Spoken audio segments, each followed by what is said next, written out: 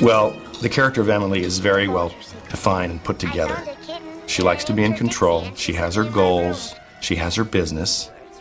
And I think that her character, she really enjoys being involved in the lives of her younger neighbors. She's very dedicated to what she does, and she loves it with a passion. The violin just kind of excites her, and that was her whole life.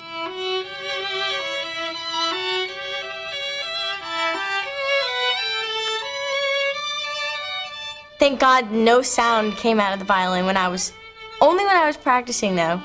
Once I got on the set, they had to take the tape off the bow, and then the sound was screeches and fingernails on a chalkboard, but it looked beautiful. So yeah, they put the sound in later.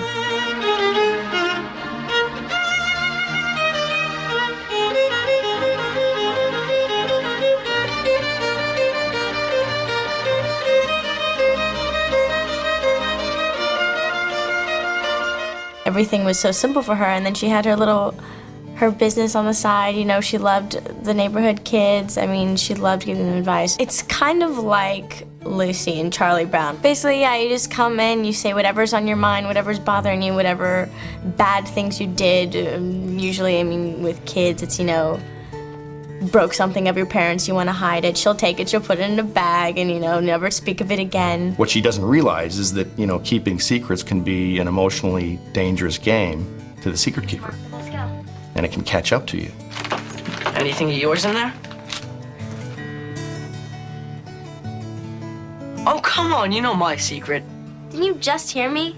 I said I keep secrets, I don't share them. Especially my own.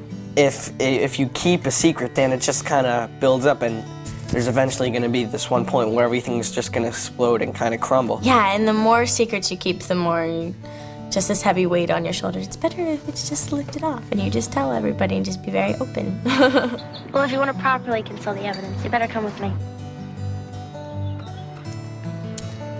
For the role of Philip, there was never any question in my mind who should play that role. We didn't even hold auditions, as I remember it. It's like, if Michael's available, let's get him in this role because he'll be perfect. Well, Philip first meets Emily while he's trying to get rid of some evidence. He broke a nice little chess set, and he's trying to stow it away, and he stows it away in Emily's garden. So she catches him, and it just sort of, starts off from there. Then she keeps it a secret for him, and then, he sort of sees the whole thing, she's a little secret keeper and everything. And then, I guess, they just sort of, become friends from there. They just see each other and they, just hang out. If I had to identify one single aspect of the story that was really fun to work with and to develop, is that relationship between Emily and Philip. Watching that relationship grow from being friends to Philip wanting it to be more than that. At first, I think it's kind of, just a friend thing. Then as time rolls on, I think it turns into more of a, he likes her more and more and more than a lot. Then he sort of developed this little crush on her.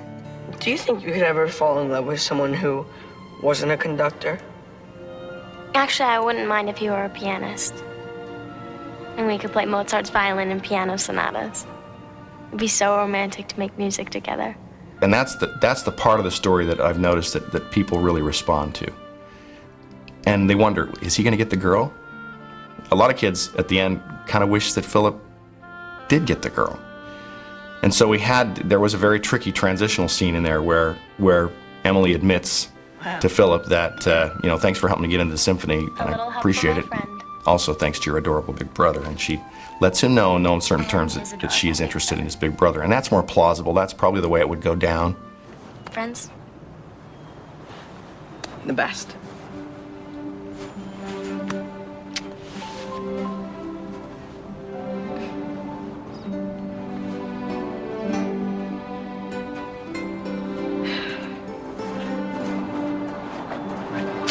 She's all yours.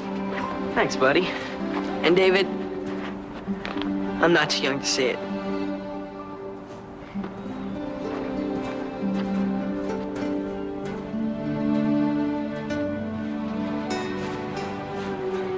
I never thanked you for helping me get into the symphony.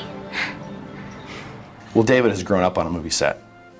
He probably has the most experience of any of the actors. He just has that charisma, that charm.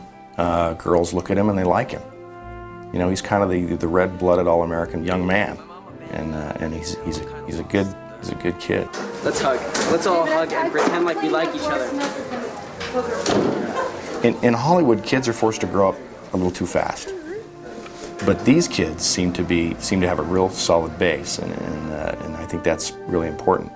It's a little hypocritical to make a movie that's family-friendly and force these kids to do things that would not be in harmony with what you would have your own children do, you know, if you're a parent.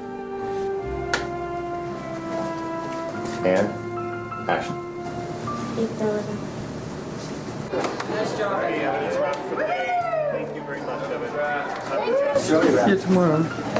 I'm gonna go home. The teenagers that were working on the movie, they were so talented. And what I love more than anything else is that it's just such a family environment in shooting, and everyone really likes one another, and everyone's having a good time and super supportive of one another, no egos. It was a lot of fun. It was great working with David, Evan, Blair, Vivica. It was a lot of fun. Definitely one of the most fun I've had on any set. Just, you know, hanging around with everyone, like, you know, going to work was fun. It was like, you know, hanging out after work, hanging out before work, hanging out on the weekends. It was just an overall great experience, and I learned a lot from it. It was actually a fun set to work on. I mean, everything was very laid back and cool. I felt comfortable on the set, whereas, you know, some directors, I mean, it gets too crazy and they'll end up like yelling at people and then everybody gets all tense and it's just not fun anymore. No, it was actually a really fun set to work on. That's a cut. It's great. 71. Okay, that was it. Okay, check.